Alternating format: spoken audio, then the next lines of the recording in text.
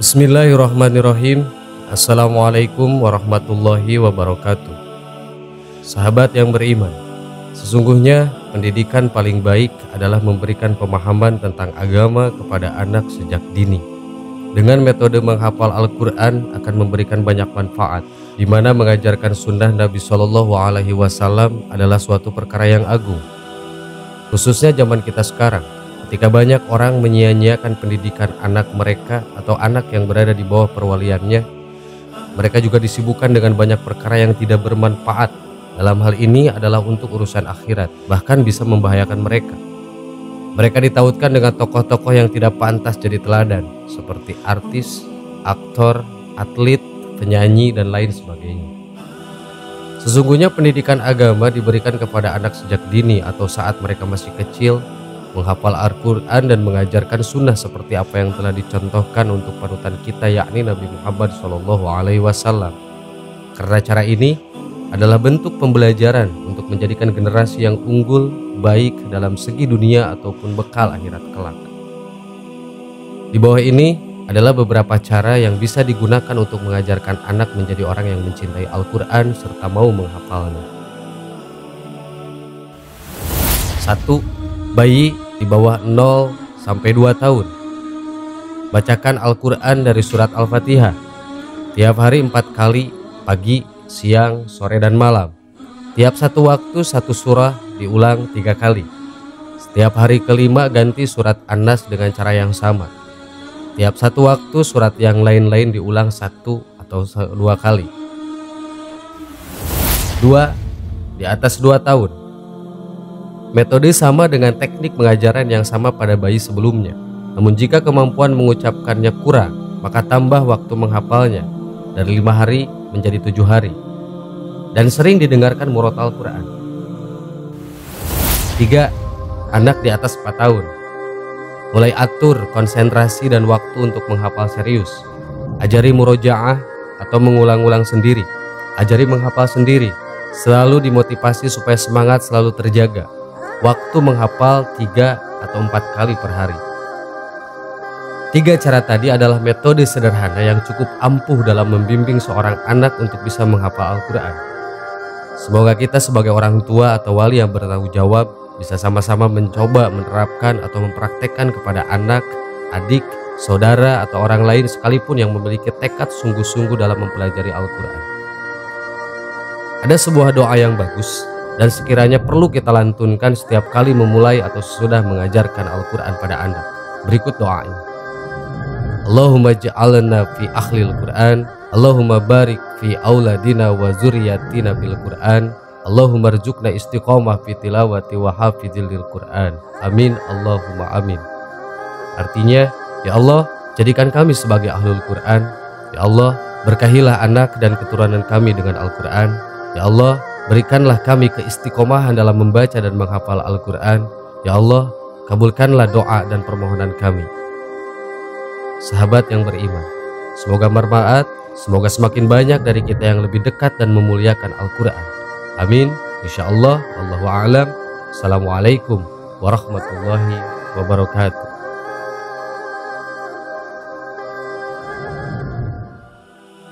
Bismillahirrahmanirrahim. Assalamualaikum warahmatullahi wabarakatuh. Sahabat yang beriman, sholat sunnah dapat dikerjakan sehari-hari untuk melengkapi sholat fardu. Salah satunya yaitu sholat duha yang jadi amalan sunnah yang bisa dilakukan untuk memperoleh pahala. Tidak hanya pahala, mengerjakan sholat duha juga dapat melancarkan rezeki. Keutamaan lain sholat duha adalah sebagai pahala sedekah. Secara lebih terperinci, siapapun yang mengerjakan sholat duha akan dianggap telah bersedekah atas seluruh anggota tubuhnya.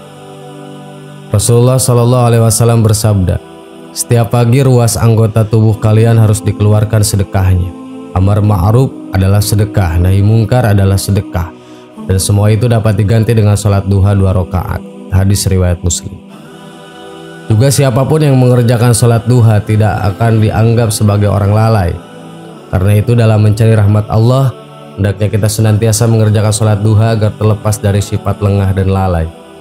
Adapun hadis dari keutamaan tersebut, yakni orang yang mengerjakan sholat duha tidak termasuk orang lalai. Hadis riwayat Al-Baihaqi dan An-Nasai. Salat duha juga membuat mereka mengerjakan diampuni dosa-dosanya di masa lampau. Siapapun yang mengerjakan salat duha secara rutin, dosa sebanyak buih di lautan pun akan diampuni Allah. Berikut sabda Rasulullah SAW, siapa yang membiasakan menjaga salat duha, dosanya akan diampuni meskipun sebanyak buih di lautan. Hadis riwayat At-Tirmidzi dan Ibnu Majah. Kemudian barang siapa rutin mengerjakan salat duha juga akan mendapat istana megah di surga kelak. Adapun sabda mengenai keutamaan salat duha ini adalah, barang siapa salat duha 12 rakaat, Allah akan membuatnya untuknya istana di surga. Hadis riwayat Tirmidzi dan Ibnu Majah. Terakhir, menunaikan salat duha setidaknya 2 rakaat juga dapat menyehatkan tubuh. Rasulullah SAW bersabda, pada pagi hari diharuskan bagi seluruh persendian di antara kalian untuk bersedekah. Setiap bacaan tasbih subhanallah bisa sebagai sedekah.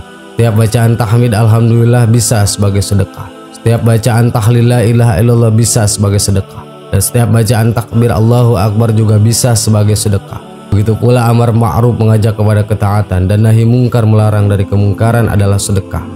Ini semua bisa dicukupi diganti dengan melaksanakan sholat duha sebanyak 2 rakaat. Hadis riwayat Muslim. Meski hukumnya sunnah, sholat duha mempunyai batas waktu yang harus dilaksanakan pada waktu yang tepat. Jangan sampai ibadah yang kita jalani menjadi sia-sia dan menimbulkan dosa karena sholat di waktu yang tidak tepat. Karena ternyata ada waktu-waktu yang diharamkan untuk menjalankan ibadah sholat. Berikut waktu yang diharamkan untuk melaksanakan sholat duha berdasarkan hadis Rasulullah SAW. Waktu yang diharamkan melaksanakan sholat duha, pukul 6 sampai 7.30 pagi. Diharamkan ketika sesudah subuh hingga matahari mulai terbit. Pukul 11.30 sampai 12.15 diharamkan ketika memasuki waktu zuhur hingga matahari terbenam. Selain itu terdapat hadis-hadis Rasulullah yang menunjukkan waktu yang diharamkan sholat duha. Ibnu Abbas berkata, datanglah orang-orang yang diridhoi dan ia ridho kepada mereka, yaitu Umar. Ia berkata bahwasannya Nabi SAW melarang sholat sesudah subuh hingga matahari bersinar dan sesudah asar hingga matahari terbenam. Hadis riwayat Bukhari. Zaid bin Arqam bahwa ia melihat orang-orang yang mengerjakan sholat duha pada waktu yang belum begitu siang. Maka ia berkata, ingatlah sesungguhnya mereka telah mengetahui bahwa sholat duha pada selain saat-saat seperti itu adalah lebih utama. Karena sungguhnya Rasulullah SAW bersabda, sholatnya orang-orang yang kembali kepada Allah adalah pada waktu anak-anak onta sudah bangun dari pembaringannya karena tersengat panasnya matahari. Hadis riwayat Muslim. Ibnu Umar berkata, Rasulullah SAW bersabda, apabila matahari terbit, maka akhirkanlah, jangan melakukan sholat hingga matahari tinggi. Dan apabila sinar matahari terbenam, maka akhirkanlah, jangan melakukan sholat hingga matahari terbenam. Hadis riwayat Bukhari. Hadis Rasulullah mengenai waktu sholat duha. Ilustrasi keutamaan bulan Ramadan penuh berkah. Alasan lain kenapa waktu tersebut diharamkan untuk melaksanakan sholat duha karena adanya setan yang mengikuti di waktu tersebut. Rasulullah SAW bersabda, matahari terbit dengan diikuti setan. Pada waktu mulai terbit, matahari berada dekat dengan setan, dan ketika telah mulai meninggi berpisah darinya. Pada waktu matahari berada tepat di tengah-tengah langit, ia kembali dekat dengan setan, dan ketika telah jawal atau condong ke arah barat, ia berpisah darinya. Pada waktu hampir terbenam, ia dekat dengan setan, dan setelah terbenam, ia berpisah lagi darinya. Hadis riwayat An-Nasai. Sahabat yang beriman, itulah pembahasan tentang sholat duha. Semoga menjadi ilmu buat kita semua. Amin. Wallahu a'lam. Wassalamualaikum warahmatullahi wabarakatuh.